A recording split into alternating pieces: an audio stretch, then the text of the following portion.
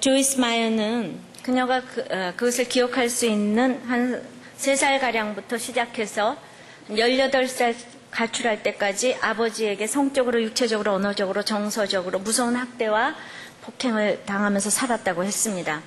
이런 조이스 마이어가 미국 그 처치 리포터가 선정한 영향력 있는 기독교 지도자 10위 안에 들게 되었고 뉴욕타임스 베스트셀러 1위에 오른 책을 쓰기도 했으며 이미 많은 책을 써내서 수천만의 사람들을 살리고 있습니다.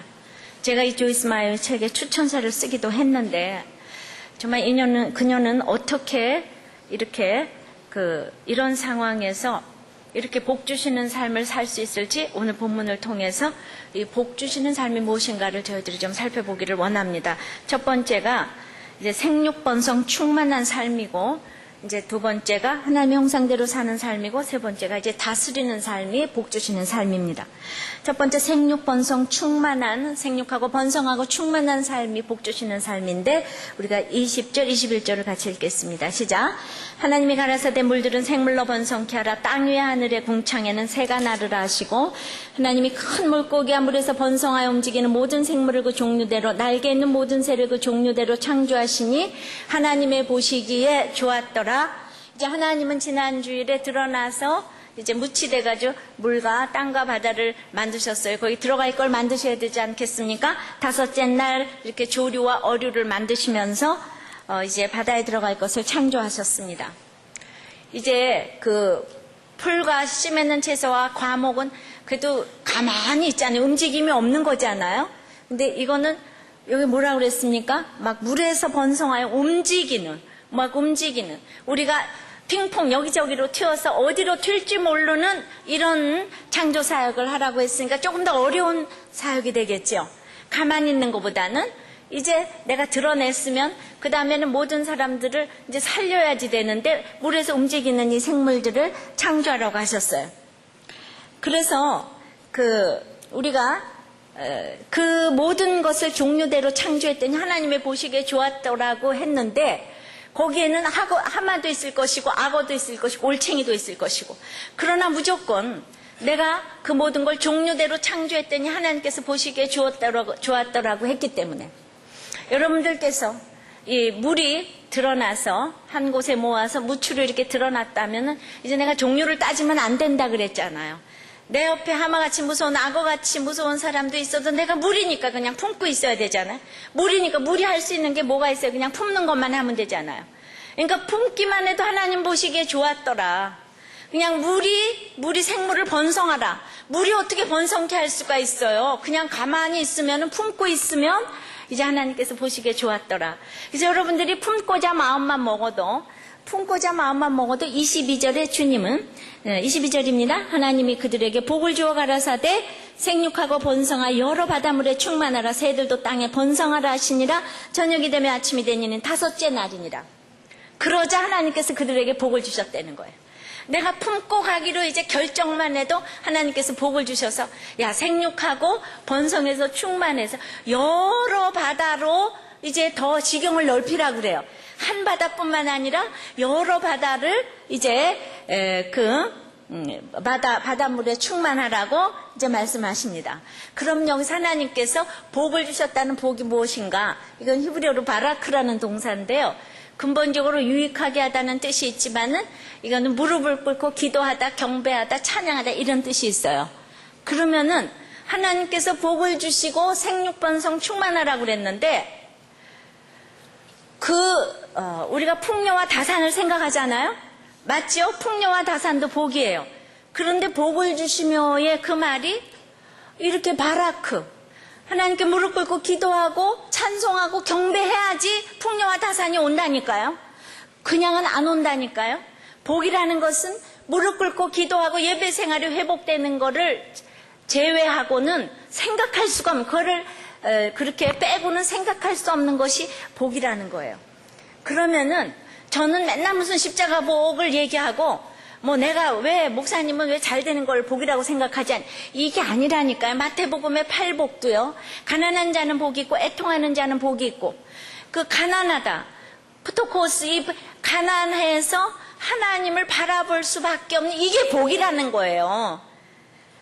고난에서 애통해서 핍박을 받아서 하나님밖에는 바라볼 수 없는 것이, 그러니까 팔복의 복이나 오늘 창세기 1장에 생육하고 번성해서 충만하라는 거, 이게 다 같은 복인데 무슨 복이냐? 하나님만 바라봐야지 생육, 번성, 충만이 온다는 거예요. 그러니까 하나님을 제외한 번성은 이제 하마의 복이고 악어의 복이에요. 아무리 이 땅에서 하마가 돼서 잘 살고 악어가 돼서 잘 살건 그거는 그냥 이성 없는 그냥 어떤 그냥 그 물고기일 뿐이란 말입니다.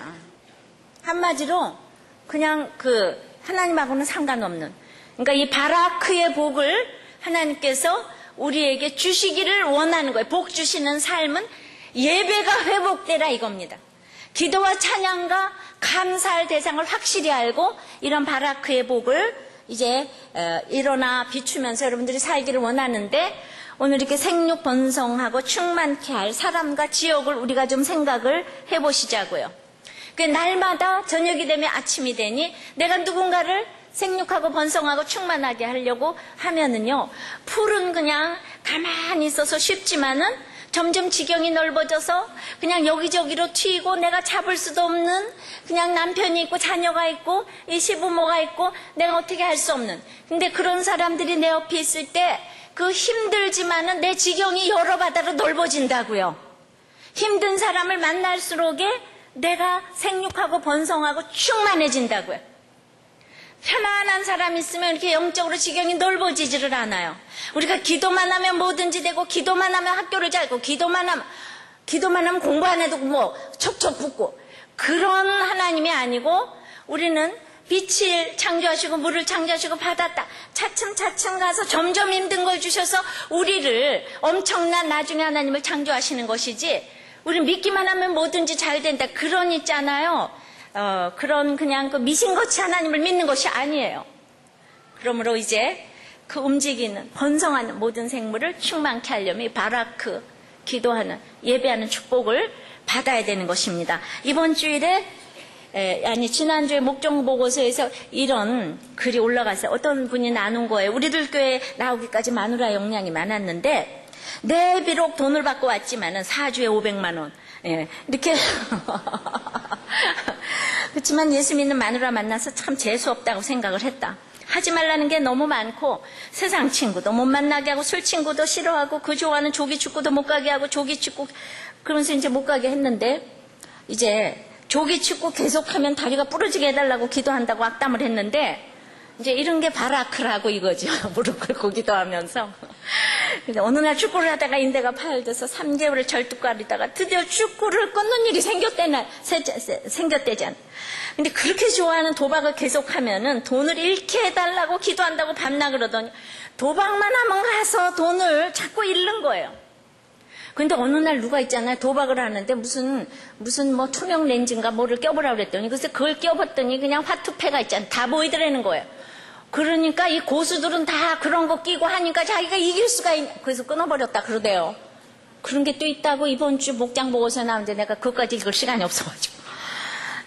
우리는 베라벨거에 다 전문가적인 사람들이 많이 있어가지고 그냥 가만히 있어도 압니다.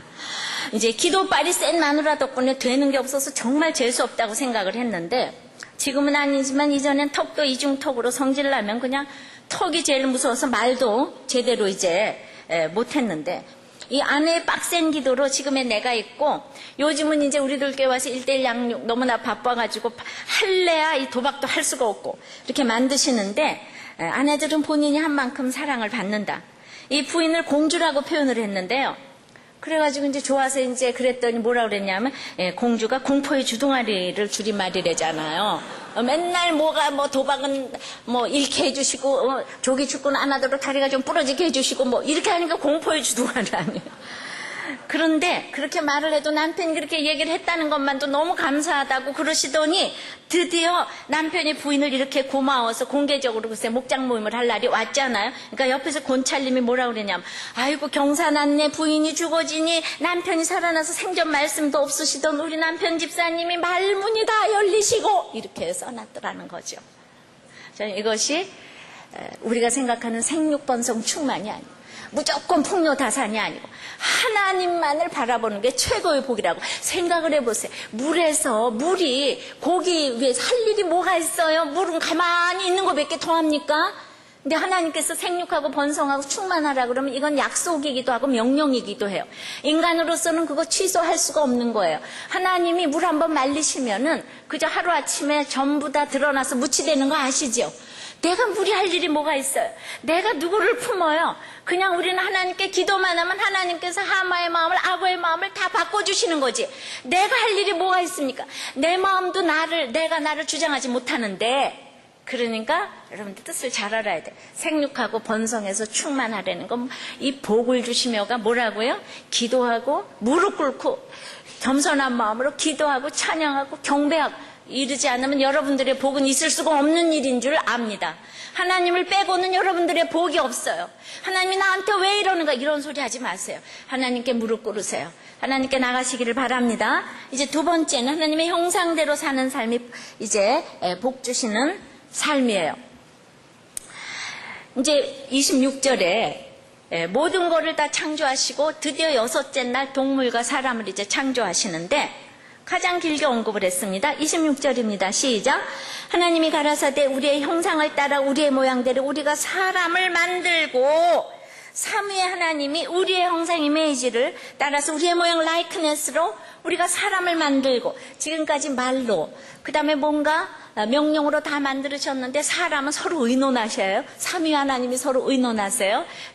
우리들 공동체 우리가 서로 의논하는 거예요. 그래서 너무나 이렇게 무슨 위원회가 모여서 이제 아주 사랑하시면서 명령이 아니고 그러면서 삼위 하나님 창조하셨어요. 제가 삼위일체에 대해서 여러분들에게 1절에서 말씀을 드렸지만 다시 한번 제가 리마인드를 하면서 성부 하나님의 뜻은 히든 윌 오브 갓은 이제 약속으로 주어진 나타난 하나님의 뜻으로 리빌드 윌 오브 갓으로 이제 관계와 질서 속에서 보이신다 그랬어요. 이것을 성령 하나님이 이제 효과적으로 도우신다 그랬습니다. 영혼이 보이면 육체가 보이고 육체가 보이면 영혼이 보인다는 것인데 육체와 영혼 가운데 질서가 있는데 이것이 하나님의 형상이란 말입니다.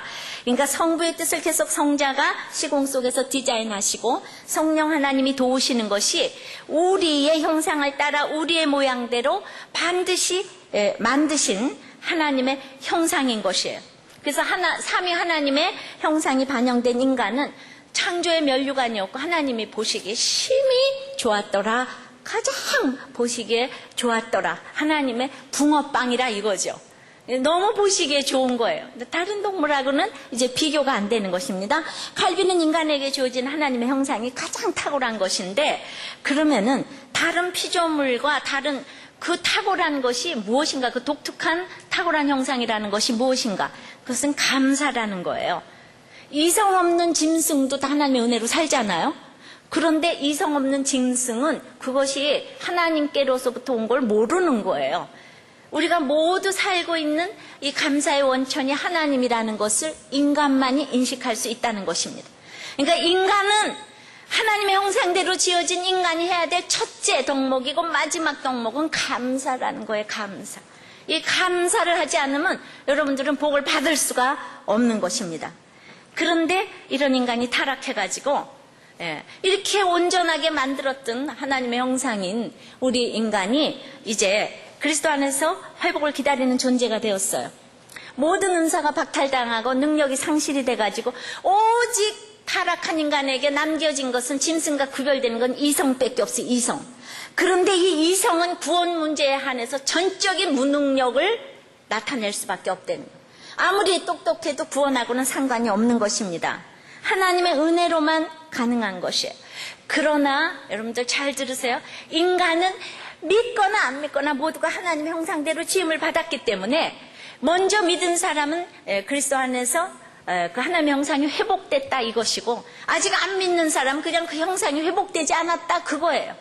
잘난 척할 것이 하나도 없어요. 대단한 사람도 지금 하나님의 형상이 다 있어요. 이성 속에서 존재하고 있는데 이것을 성령님이 이제 도와주셔야 되겠는데 이 일을 위하여서 이제 우리가 탄식을 하면서 내가 먼저 회복되고 보니까 배우자도 자녀도 회복되기를 간절히 원하는데 아무리 기도를 해도 짐승은 회복되지 않아요. 개는 회복되지 않아요. 사람은 회복될 가능성이 있습니다. 그 누구도 있습니다. 한 사람도 예외가 없이 있습니다. 이제 그런데 27절에 하나님이 자기 형상 곧 하나님의 형상대로 사람을 창조하시되 남자와 여자를 창조하시고, 그래서 여기서 보니까 그 여자는 창조물이지 종속물이 아닌 거예요.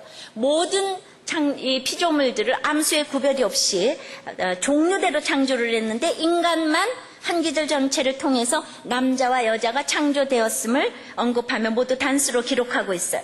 그러니까 인간은 인류를 대표해서 한 쌍만이 만들어졌음을 보여주는데, 하나님의 형상대로 지음받은 남녀는 동등하고, 여기 비분리 접속사를 써서 본질적으로 아무 차이가 없는 각자가 소중한 존재라는 것입니다.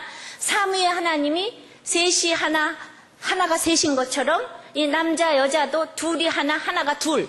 그래서 동등한 정도가 아니라 한 몸이라 이 뜻이에요. 동등한 정도가 아니고 한 몸인 거예요. 그래서 목숨을 걸고 사랑하고 순종해야지 되는 것은 그것이 열등해서가 아니고 서로가 하나님의 형상이기 때문이에요. 그걸 이루어야지 되기 때문에, 그러므로 한 쌍에서 출발한 인류는 어떤 인종도 차별이 있어서는 안 된다는 거예요. 우리는 한 쌍에서, 이 남녀에서 출발한 모든 세계적인 한 조상이라 이겁니다. 근데 우리가 모두 천당에 살지 않고 분당에 살기 때문에 모두 분리가 됐어요. 분리접속사가 됐어요. 그래가지고 부자와 가난한 자가 분리가 되고 목사와 장로가 분리가 되고 남자와 여자가 분리됐어요. 이 조이스 마이어가 섬기던 교회에서 여자 성도들과 일주일에 한 번씩 복음 전단지를 이렇게 마트나 이런데 다 가서 뿌리고 앞에서 그렇게 전도를 했는데 몇 주 만에 10,000장이나 나누어주게 됐는데, 그 일로 남자 장로들에게 불려가서 허락 없이 자료 배포하고 전도했다고 공개적으로 지적을 받았다고 합니다. 근데 그 교회는 다른 건 다 해도 여자 설교를 안 세우는데, 이제 설교는 못하게 하면서 여자 선교는 나가라 그러는데, 선교지에 나가면 설교 안 하고 선교를 할 수가 있는가? 복음을 가르치려면은 설교를 해야지 되는데, 자, 이러면서 우리는 남자만을 인간이라고 하지 않았단 말입니다. 남자와 여자는 인간이에요. 인간과 인간 사이는 착취의 대상이 아니라 동반자의 관계라는 것입니다. 그런데 거기에 모든 죄의 결과로 계급주의가 있고 인종주의가 있고 이 성차별이 있고, 백인은 흰둥이라 그러지 않냐고, 흑인은 깜둥이라 그러고, 동성연애를 하고, 이런 모든 이 죄의 결과로 다 워낙 남자 여자는 비분리 접속사인데 모두 분리 접속사를 쓰고 있다 이 말입니다. 창조주와 피조물은 영원히 건너지 못할 강이 있어요. 그런데 인간은 그 하나님의 형상이란 말입니다. 창조주의 형상이요. 그러니까 만물의 영장이라는 것은 신학적으로 맞지 않는 말이에요.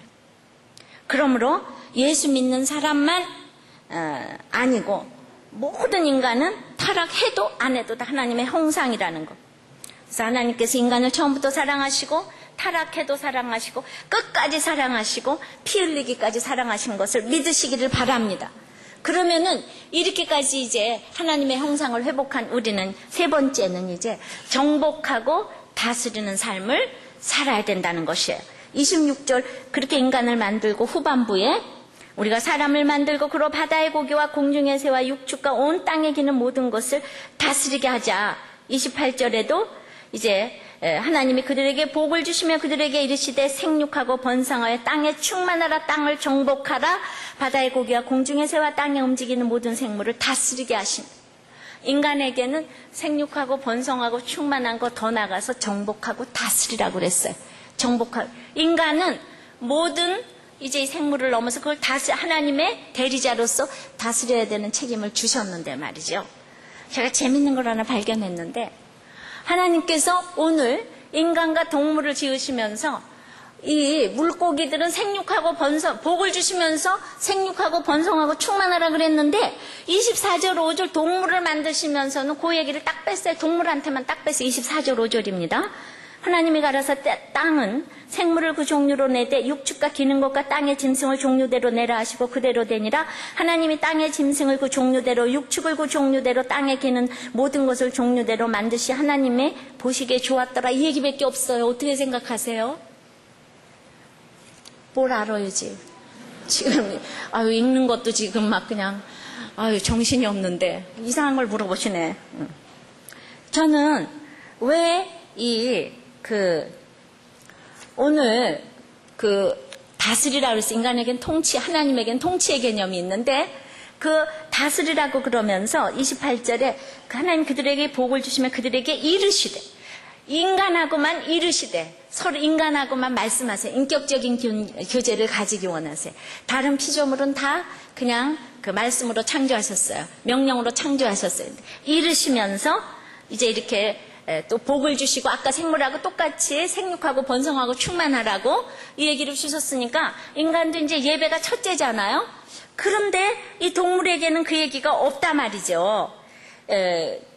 그래서 왜 그런가? 인간과 같이 땅에 살기 때문에 이 동물들은 굉장히 인간을 위험하게 하고 생존을 위태롭게 할 이 가능성이 많이 있는데, 보세요. 번성하라 그러지 않아도요. 이 생물들은 수십만 종이 있는데도, 물고기들은 아무리 환경 파괴가 있어도 하나님의 약속을 지켜서 지금까지 이렇게 번성하게 하셨어요. 그런데 동물들은 번성하라 이 얘기가 없어도요. 그냥 파충류만 해도 있잖아. 80만 종이 있고 개미 하나만도 1만 2천 종이 넘는데. 그런데도 불구하고 번성하라 그러지 않았어. 그래도 번성하고 있어요. 근데 왜 이런 얘기를 왜 안 해줬을까?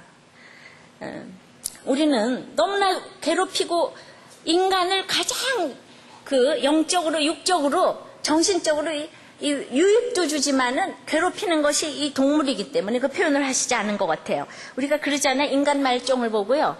아유, 정말 그렇게 우리는 개를 사랑하면서도 아유, 인간 말종을 보고 아유, 저 개 같은, 이렇게 얘기하지 않아요? 너무 개를 사랑하는데 그렇게 얘기해. 저 짐승 같은 아무개.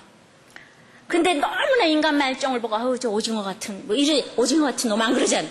저 독수리 같은 놈, 아유, 저 참새 같은, 이러지 않잖아요. 이제 알았죠? 처음 알았죠? 그래가지고 우리는 이성 없는 짐승 같아서라는 말이 베드로서 2장 12절에 있는데, 물에서 사는 물고기가 아무리 이뻐도 우리는 같은 침대에 데리고 자지 않아요. 물고기를 사랑같이 사랑하지 않아요. 근데 같은 땅에서 사는 개는 내 새끼처럼 사랑해가지고 인간처럼 생각하는 사람이 많은 것으로 보아 복을 주셨다는 말을 이렇게 여기 뺐단 말입니다. 우리는 이 모든 물고기와 동물을 다스리고 정복하는 방법이 다 각자 달라요. 근데 그것을 사람처럼 여겨도 안 되는 것이고, 그 다음에 너무 학대해도 안 되는 것이고, 이 모든 관계가 딱 다스려야 되는 책임이 있는데, 모든 사람은 세 가지 관계성 속에서 태어나는 거예요. 하나님과 인간과 자연. 그러니까 사람의 모든 행위 자체는 예배 행위고, 그러니까 인간과 인간 사이는 동반자의 관계고 인간과 이 피조물의 사이는 관리자인 것이에요. 그래서 28절이 문화 명령이라고 하는데, 우리가 뭐 정복하고 다스리라. 그래서 우리가 그 명령에 순종해서 다스리는 것이 아니라, 이것은 이제 그냥 하나님의 축복 안에 놓여 있고 향유하고 질서정연하게 이렇게 책임을 질 적에 그냥 저절로 그 축복의 이제 그 축복 선언문인 것인지, 내가 정복하고 다스려서 내 것이 되고 이런 게 아니라는 거예요. 그냥 축복을 내가 누리는 거예요. 이 축복 선언문인 것입니다. 그러므로 우리는 다스리라고 그랬을 때 죄된 개념으로 내 마음대로 정복하고 조작하는 것이 아니라는 것이에요. 왕으로 충실한 신하에게 복을 주시고 이 자연을 왕의 하사품으로 줬는데 그것을 마음대로 다스리면 안 된다는 것이죠. 그러니까 우리는 모든 것을 주인이신 하나님 명령받고 살면은 밭출부를 해도 주인 노릇을 하는데, 이 죄에 매여 종 노릇을 하면 사장을 해도 주인 노릇을 해도 밤낮 노예밖에 종 노릇밖에 못한다는 것입니다. 그러면 잘 다스리는 사람은 누군가? 하나님과 사람을 사랑하는 사람이고 관계와 질서에 순종하는 사람이에요. 우리 항상 책임을 지는 사람이에요. 우리가 보세요. 무서운 태풍과 이 태양과 무서운 악어 하마, 이 수많은 별들을 보면서 사람들은 걸 다스릴 생각을 안 하고요. 다들 막 숭배할 생각을 해요. 그리고 올챙이 같은 건 또 맨날 무시해요. 그러니까 이 둘 중에서 맨날 숭배했다, 무시했다 하기 때문에 이 악을 저질러요. 그렇기 때문에 강아지에게 유산을 주고 자식은 안 낳고 강아지 키우고 싶은 것은, 강아지는 우리와 동반자가 아니라고요. 강아지는 우리에게 관리자라고요. 거의 인격이 없어요. 근데 강아지가 무조건 하라는 대로 하기 때문에 우리는 이제 배반을 안 당한다고 생각해가지고 자식처럼 키우는 것은 이거는 다스리고 정복하고 사랑하는 것이 아니란 얘기예요. 물론 강아지에도 올챙이에게도 삼위 하나님의 형상이 다 있어요. 그러나 관계가 있기 때문에 질서가 있는 거예요. 사랑과 동반자와의 관계가 아니라는 것이에요. 강아지는 관리받아야 되는 관계인 거예요. 그러니까 정서상으로 어렸을 때 애들이 뭐 데리고 놀 수도 있어요. 강아지는 집 지키는 거예요. 데리고 침대에 자는 관계가 아니라고요. 그러니까 어렸을 때나 데리고 놀아야지 커서도 데리고 놀는 거 이상한 거예요. 그래요. 자식보다 낫지요, 강아지가. 예, 밤늦게 들어오면 열어주고, 저기 뭐 꼬리 흔드는 게 강아지밖에 더 있어요. 아무도 안 나와서 보는 거예요. 그래가지고 그거를 인간하고 똑같이 생각하는 그거 자체가 여러분들이 하나님의 형상을 회복하지 못해서 그래요. 자식은 사랑받으려고 키우는 게 아니고 배반받으려고 키우는 거예요. 인생의 목적이 행복이 아니고 거룩이기 때문에 자식을 통하여서 내가 너무나도 내 자신에 대해서 절망하기 때문에 자식을 키우는 거예요. 아니면 잘난 척하고 살 뻔했는데 나를 가장 훈련시킬 것은 자식밖에 없기 때문에 하나님이 거룩하라고 자식을 주시는 거예요. 이렇게 목적이 다르셔야 돼요. 나한테 잘한다고 강아지 키우시는 거 아니란 말입니다. 그러니까 우리는 하나님은 경배해야 되는 관계인데 맨날 나 뭐 1대1 동반자 관계라 그러고 또 사람을 뭐 대단한 지혜 있으면 경배하고 그다음에 무시하면은 또 관리한다 그러고 강아지는 또 동반자로 너와 나는 동반자야. 이렇게 관계와 질서를 어기시면은 안 된다는 것입니다.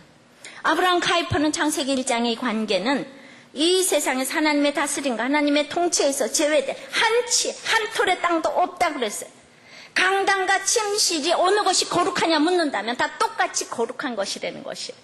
그러니까 하나님과 경배가 잘 되고 있으면 내가 누구를 관리해야 될지, 누구는 동반자로 삼아야지 될지 말이 안 되지만은 그래도 사람은 동반자라고요. 짐승 같은 뭐 누구라 그래도 동반자라고. 아무리 뭐 독일의 벨만이고 어쩌고 대단한 진돗개라 그래도 그거는 동반자가 아니고 관리해야지 될 관계라 이 말입니다. 왜냐하면 우리는 인간은 타락해도 하나님의 주권하에 있기 때문이에요. 그러니까 구속신학도 중요하지만 창조신학도 중요해요. 왜냐하면 구속받은 사람들끼리만 놀면 되겠어요? 온 세상이 하나님의 지대한 관심 대상이기 때문에 우리는 타락한 하나님의 형상을 찾아서 늘 눈물을 흘리고 가야 되는 거예요. 내가 내 힘으로 회복된 것이 아니기 때문에 나도 타락한 하나님의 형상이었지만 하나님의 은혜로 내가 그걸 회복했기 때문에 다른 사람도 성령님이 찾아가서 건드려 주시면 회복될 줄을 믿습니다. 창조주의 신분이 인식되면은 이 땅에서 섬기는 모습으로 다스릴 수가 있어요. 자, 하나님 지금 여러분을 다스리고 계십니까? 우리는 천당에 살고 있습니까? 분당에 살고 있습니까? 나 분당에 사는데 왜 목사님 저렇게 소리 지르지? 이러시면은 지금 졸았다는 얘기예요. 저는 짐승처럼 살다가 하나님의 형상을 회복하면서 이 복 주시는 삶을 살며 생육 번성 충만함을 이루며 이 모든 사람을 다스리게 된 조이스 마이어의 간증을 오늘 여러분들에게 들려드리려고 해요. 이 조이스 마이어는 그래가지고 정말 15년 동안 아버지가 그렇게 끊임없이 성폭행을 하고 술집에 데리고 다니면서 늘 놀이객감으로 삼았고 그리고 분노와 협박으로 지배를 하고 그냥 인사불성이 되도록 폭음을 하고 집에 들어와서 이유 없이 어머니를 날마다 때리고 그리고 아버지 입에서 너무나 저속하고 추악해서 차마 입에 담기도 어려운 저주의 말들이 끊이지 않았고 그러니까 온통 그냥 집안이 흑암, 깜깜 그 외에도 어렸을 때부터 너댓 명의 남자들에게 학대를 당하기 시작을 했고 그래서 저는 여러분들은 이런 얘기할 때마다 저거는 나하고 상관이 없어 그렇게 생각하는 사람이 제일 교만한 사람이라고 생각하고 들으시기를 바랍니다. 네, 그래서 항상 남의 고통이 나하고 상관이 없다고 생각하는 사람이 제일 교만한 사람 정말 가장 회복돼야 될 그 하나님의 형상이라고 생각합니다. 그래서 이 조이스 마이어는 이 근친상간 때문에 항상 더럽다고 자신이 더럽다고 생각을 했겠죠. 성폭력 당한 사람의 자존심이 너무 바닥을 치는 것은 자기가 정말 육적으로 너무 더럽다고 생각하기 때문에 이거는 누가 해결을 해주겠습니까? 그 두세 살부터 당한 거 그 조이스 마이어의 잘못입니까? 이 성폭력 당한 사람들에 대해서 여러분들이 정말 손가락질할 자격이 아무도 없다는 걸 아셔야지. 이렇게 공감을 해주셔야 되는 거예요. 그래가지고 이제 어머니에게 아버지와 저 사이 일어나고 있는 일을 말씀드렸고 아버지는 그걸 거짓말이라고, 조이스 마이어가 저 거짓말하는 거라고. 근데 14살쯤 되었던 어느 날 어머니는 집에 들어오시다가 아버지가 저를 성폭행하고 있는 현장을 직접 목격했는데 곧장 밖으로 나가셔가지고 2시간 후에 너무나도 태연하게 아무 일도 없었던 것처럼 그렇게 돌아왔다는 것입니다. 그래가지고 그 후에 4년이나 더 아버지한테 당하다가 이제 18살에 이제 구사일생으로 가출을 했어요. 그때 가출해서 만난 남자와 결혼해서 5년을 살았는데 일도 하지 않고 사기와 도둑질로 먹고 사는 사람이었어요. 그래서 22살 때 첫 아이를 임신한 동안에 다른 여자를 만나서 이혼을 하고 이제 이혼 후에 신실한 두 번째 남편 데이비를 만난 것이 이 가정의 빛이 비추는 사건이 되었습니다. 제가 무조건 이혼과 재혼을 반대하는 것이 아니라 여러분들이 그렇게 제 설교를 듣고도 할 때에는 이유가 있는 거예요. 그렇게 또 하려면 할 수밖에 없는 이혼과 재혼은 또 해도 되는 거예요. 자, 여기는 믿음도 없었던 이 조이스 마이어를 데이브가 찾아와가지고 함께 신앙생활을 하게 됐어요. 진짜 하나님의 형상이 회복된 것입니다. 그러나 우리가 하루아침에 모든 것이 되는 것이 아니라 아버지를 미워하면서도 그대로 닮아 혈기를 내고 너무나 쉽게 내고 비판적이고 부정적이고 강하고, 그래서 남편 데이브가 정말 신앙심과 이해심으로 이혼하지 않고 살아준 것이 너무나 이제 고마운 것이에요. 나 비정상적인 가정에서 자란 저는 그냥 자기는 보고 배운 게 없기 때문에 그냥 비정상적인 가정 분위기를 만들고 있고, 그리고 그렇게 행동하는 것밖에는 행동할 방법을 알지도 못하고 과거의 학대로 인한 정서적으로 이런 심한 기복 현상을 자기가 아이들을 낳아 기르는 과정에서 그대로 겪고 있고, 상처를 받을 때마다 자기가 어떻게 그 행동해야 될지 자기가 모르는 거예요. 보고 배운 게 없어가지고. 그래가지고 죄 없는 아이들에게 마구 쏟아놓고 괜히 소리 지르고 야단치고, 저는 대단히 몰인정했습니다. 성질이 나쁜 데다 조금도 인내심이 없었습니다. 저는 사랑하는 것 자체가 힘들었고 어디에도 만족을 누릴 수가 없었던 것입니다. 근데 제가 어렸을 때 제가 받은 그대로 아이들을 대하고 있다는 사실을 저는 미처 깨닫지 못하고 있었습니다. 그러니까 이것이 문제인 거예요. 하나님의 형상이 회복된 사람들은 이 문제를 알기 시작하는데, 회복되지 않은 사람은 이 문제가 나의 그거를 모르는 거예요. 이게 빛이 비춰줘야 되는 것입니다. 이렇게 문제를 지닌 엄마 밑에서 문제아가 나온다고 큰아들이 성격적인 문제와 정서적인 불안을 나타내기 시작했습니다. 우리 집은 항상 싸움의 영이 도사리고 있었습니다. 우리는 서로 사이좋게 지낸 적이 없었습니다. 그러나 하나님께서는 저희 문제를 치유해 가기 시작하셨고, 큰아들도 치유해 주셔서 이제는 좋은 친구, 또 그리스도를 위한 동역자로서 저와 함께 일하고 있습니다. 이 아버지의 악영향으로 인해 저는 성격적으로 많은 문제를 가지고 있었기 때문에 그로 인해 많은 사람들이 저를 판단하고 거절하게 되었습니다. 안 그렇겠습니까? 이렇게 화내고 이렇게 비판적이고 그렇게 인내를 못하는데 환자 아닙니까? 환자. 진짜 제가 생각해봐도 환자예요, 환자. 그러나 예수님은 저를 거절하지도 판단하지도 않으셨습니다. 원수를 위해 기도하고 축복하면서 명령하고 있는 성경 말씀으로 늘 저를 인도해 주셨습니다. 조이스 마이어의 책을 보면 진짜 배운 것이 없는데 너무나 우리 꼭 큐티하듯이 이렇게 말씀을 받기 때문에 어떤 사람보다 많은 사람들을 치유할 수가 있는 것입니다. 저는 원수 같았던 아버지를 위해서 기도하고 용서한 후에 생각이 바뀌어졌는데 늘 이런 생각에 머물러 있는데, 아버지는 나를 15년 동안 성폭행했는데 엄마는 옆에서 나를 돕지 않았어. 이 생각을 계속 알고 있으면서 돕지 않았어. 이 생각을 했는데 이제 자기가 뭐가 달라졌는가 하면은, 아버지도 과거에 상처를 안고 있었고 마귀 세력에 끌려다녀서 그렇게 하신 거지. 그리고 엄마가 거기서 할 수 있는 것이 무엇이 있겠어요? 엄마가 그 아버지가 이렇게 때리는데 아버지를 경찰에 고소를 하겠는가? 나가서 맞아 죽겠는가? 그러니까 엄마도 아무 조처도 취할 수 없고 그 문제를 어떻게 대처해야 될지 자기가 무서웠다면 엄마도 무섭지 않았을까? 이렇게 생각을 하면서 이제 이해를 하게 되었다는 것입니다.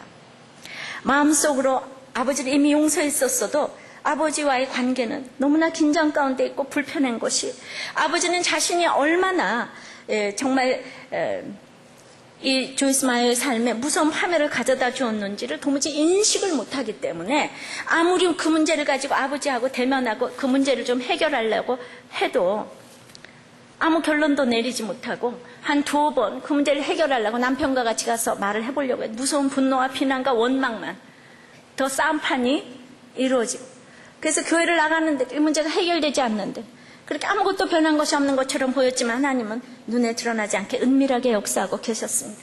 내 부모를 공경하라 이 계명에 맞추어서 저는 방문하고 전화하고 기도하고 선물을 보내기도 했는데 계속 부모를 공경하라고 계속 말씀하시는 것이. 그래서 저는 그분들을 위해서 할 수 있는 거 다 했어요. 그랬는데 네 마음으로 공경하라. 그래서 제가 찾아가고 선물하는 것만도 용서한 건데 그분들이 저에게 무엇을 해주셨다고 제가 그분들을 마음으로 공경을 할 수가 있겠습니까? 근데 하나님은 그때 부모가 저를 낳아주시고 길러주시고 입히시고 먹이시고 공부시켜 주신 것에 대해서 감사해야 된다는 것을 깨닫게 해주셨다는 거예요. 여러분들이 예수 믿었고 나면 내가 육적인 부모가 있어서 이 땅에 탄생했기 때문에 예수 믿었다는 생각을 해보신 적이 있으세요? 저는 진짜 그 생각을 하니까 엄마도 감사하고 우리 남편도 너무 감사하고 내가 그러지 않았으면 어떻게 주님을 만날 수 있었을까 그 생각을 저도 했습니다. 근데 저는 그분들을 위해서 외적으로 선물 전화 방문을 그렇게 해드렸지만 하나님 저의 마음을 보고 계셨던 것입니다. 근데 저에게 남은 것은 고통과 상처뿐이었기 때문에 저는 그분들에게 감사와 사랑의 감정을 갖기란 정말 쉽지 않았습니다. 근데 1년 동안 하나님이 계속해서 똑같은 말씀을 하시기 때문에 저는 결국 하나님이 말씀하신 대로 순종하기로 했습니다. 저는 기도했습니다. 하나님 저에게 생명을 주신 저의 부모님을 인해 감사드립니다. 그분들을 저를 낳아주셨고 먹이시고 입혀주셨으며 공부를 시켜주셨습니다. 그렇게 해주신 것을 인해 저는 저희 부모님을 공경합니다. 여러분 오늘 어떠한 부모님이라고 할지라도 어떤 배우자라고 할지라도 여러분들이 이 자리에 앉아 있는 것은 바로 그분들 때문이기 때문에 여러분들 감사하셔야 돼요. 근데 일주일 후에 이제 한 가지 중요한 일이 발생했는데 그 전국적으로 말씀 안에서의 삶이라는 텔레비전 프로그램에 사역을 시작하게 됐는데 그 프로를 모든 식구들이 격려해가지고 이 아버지를 보도록 한다는 소식이 들렸다는 거예요. 그럼 거기서 나가서 그 프로에 나가서 저는 아버지에게 어렸을 때부터 성적인 학대를 받았습니다. 이 얘기를 해야 되는데 아버지가 지금까지 안 보다가 그걸 보면서 아버지가 어떤 난리를 필지 그리고 이렇게 어렸을 때부터 아버지에게 학대받은 사람은 그냥 가만히 있어도 그 무서운 거 있어요. 그래가지고 누가 뭐라 그러지 않아도 그래가지고 이제 너무나도 불효녀가 되고 싶지 않냐고 마음을 상하게 하고 싶지 않아서 너무나 고민을 하면서 이걸 해야 되나 말아야 되나. 그러나 미국과 전 세계에서 성적인 학대를 받고 고통과 신음 속에서 할 수 없이 창녀가 되고 비참한 삶을 살고 있는 수천만 명의 여성들에게 희망과 빛을 비춰주기 위해서는 효도보다 중요한 무엇이 있다고 생각을 했습니다. 아버지는 아무도 모르는 곳에 가서 살면 수치를 당하지 않고도 살 길이 있습니다. 그러나 어렸을 때부터 성적으로 학대를 당하고 살아온 전 세계의 수천만 명의 여성들의 삶은 누가 변화시켜 줄 수 있겠습니까? 누가 그 여성들에게 빛을 비춰줄 수 있겠습니까? 저는 부모님께 불효자라는 책망을 들을 각오를 하고 부모님을 찾아뵙고 이제 말씀을 드렸습니다. 저는 이미 부모님을 용서했고 존경과 감사의 마음을 가졌지만은 제가 이런 사역을 하지 않으면 안 되는 것은 부모님께 상처를 주기 위해서가 아니라 저와 같은 처지에서 고통과 절망 속에 살고 있는 여성들에게 희망을 주기 위해서라고 말씀을 드렸습니다.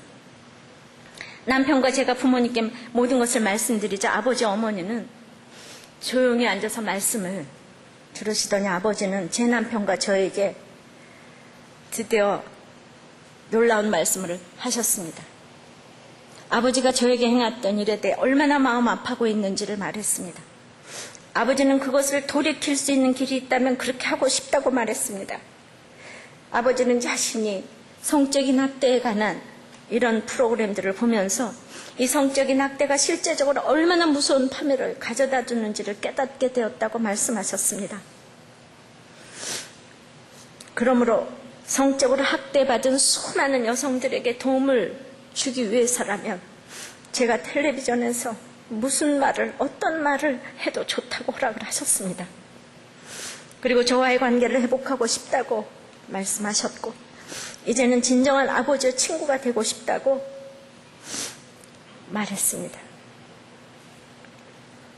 아버지의 그런 고백과 함께 어머니도 이제야 비로소 자기 딸과 손자들과 증손자들과 정상적인 관계를 가질 수 있다는 생각에 기쁨으로 충만해 있었습니다. 저는 여기에 그 남편 데이브의 그 그리스도 같은 사랑이 있었잖아요. 그때가 자기 생애 최고의 날이라고 말합니다. 진짜 장인 장모를 사랑하고 시어머니 시아버지를 사랑한다면 상대방 부모가 이렇게 달라져도 생애 최고의 날이라고 말씀해 줄 수 있는 사위가 되기를 바라요. 그런 며느리가 되기를 바랍니다. 정말 저는 그때 저 자신을 꼬집으며 내가 혹시 꿈을 꾸고 있는 것은 아닌가 생각을 했습니다. 이렇게 조이스 마이어 아버지 같은 사람도 달라진다면 우리 속 안 달라질 사람이 누가 있겠습니까? 조이스 마이어는 이제 수천만 명을 살리는 복을 엄청나게 주시는 삶을 살게 되었어요. 저는 예수님 같은 요나단이 사이코패스 같은 사울을 아버지로 둔 죄로 다윗에게 왕위와 모든 생명까지 다 주었어요. 다윗을 인정했기 때문이죠. 요나단은 주제를 알고 스스로 주지만 다른 자녀들은 이 용서할 수 없는 아버지 때문에 또 그게 그대로 되물리면서 복수하려다가 다 집안이 망했어요. 그러나 이 사울의 집안을 살린 것은 바로 요나단의 아들 무비보셋 때문에 이제 요나단이 죽고도 쩔뚝빠진 무비보셋을 통해서 사울의 집안이 이어져 내려와서 우리가 아는 그 유명한 사도 바울이 이 집안에서 나온 거 아니겠습니까? 여러분들, 내가 복 주시는 삶은 환경하고 상관이 없는 거예요. 한 사람이 서 있으면 모든 집안을 살리게 되는 줄 믿습니다. 이런 콩가루 같은 집에서 한 사람이 하나님의 형상을 회복할 때 정말 온 집안이 수천 대의 축복을 받게 되는 줄을 믿습니다. 저는 예수님의 조상인 다윗을 살렸기 때문에 요나단은 탁월한 분별력이 있었다고 생각을 해요. 오늘 예수님 때문에 참고 속아주고 당한다면 주님은 그 일 때문에 반드시 상으로 갚아주실 것입니다. 참으로 이렇게 타락한 하나님의 형상을 돌아오라고 우리는 부모님에게도 자식에게도 초청을 해요. 1975년에 그 너라는 아주 유명한 노래가 있어요. 바보처럼 살았군요. 이정용 씨. 대마초로 잡혀 들어갔다 그분은 이제 목회를 하고 코너스톤 교회를 담임하고 계십니다. 근데 조영남 씨하고 같이 노래하고 너무 친구 같은 고향 선배고. 근데 이 조영남 씨 미국에서 신학을 졸업했는데 지금 예수 안 믿지 않나요? 그런데 이 국민일보 지면을 통해서 그렇게 그 이정용 목사님이 이렇게 정말 이 지면을 통해 다시 한번 얘기한다. 예수 믿으라고 하면서 영남이 형, 나는 형을 믿습니다. 하나님의 형을 택했어요. 형의 목소리는 내가 들었던 최상의 목소리예요. 과찬하자면 신의 목소리와 같습니다. 그런데 그 목소리를 주님 위해 쓰지 않으면 저주의 목소리가 될 수 있어요. 나는 영남이 형을 포기하지 않았어요. 아니 우리 주님이 형을 포기하지 않았어요. 단풍이 마지막 자태를 뽐내고 낙엽이 되듯 형이 마지막으로 하나님을 위해 그 목소리를 쓰기 바래요. 형을 사랑합니다. 마음 깊이. 우리의 이런 모든 사랑들이 타락한 하나님의 형상, 이제 그거를 조금만 고름만 이렇게 떠주면은 이렇게 아버지가 변하고 어머니가 변하고 친구가 변하고 자녀가 변하고 우리는 먼저 예수 믿었다고 잘나갈 사람이 하나도 없는 거예요. 우리 이렇게 상하고 상한 조이스 마이어 같은 사람이 남들이 보기 얼마나 손가락질할 사람이었습니까? 그러나 그 누가 수천만 명을 이렇게 살릴 수가 있겠어요? 우리 학벌로 살립니까? 정말 우리는 어떤 환경에서도 그것을 약재료로 삼아서 어떤 하마와 악어 같은 사람들도 여러분들은 살리는 사람이 될 줄을 믿어요. 복을 받고 복을 주시는 삶을 살게 될 줄을 믿습니다. 이제 말씀을 맺습니다. 복 주시는 삶을 살려면 생육하고 번성하고 충만해야 되는데 그것은 무릎을 꿇고 기도하고 예배하고 경배하고 찬양하는 것이라고 그랬어요. 하나님의 형상을 회복해야 되는데 그 하나님의 형상에 인간에게 주신 가장 탁월함은 감사함이라고 그랬어요. 어떤 부모도 자식도 환경도 여러분들이 감사하셔야지 복을 주시는 줄 믿습니다. 그리고 이제는 다스리는 삶을 살아야 돼요. 종노릇하면 안 됩니다. 관계와 질서에 순종을 하셔야 돼요. 이것을 그 누가 가르쳐 주겠습니까? 관계와 질서에 순종하셔야지 복 주시는 삶을 살 수가 있습니다.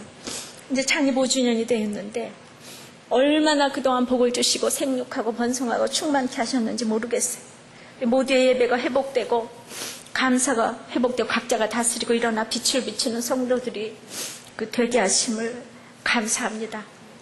그러나 오늘 정말 어디로 튈지 모르는 우리의 식구들을 생각하면서 우리가 다 사랑하고 섬기는 그 다스림이 있기를 주의 이름으로 축원합니다.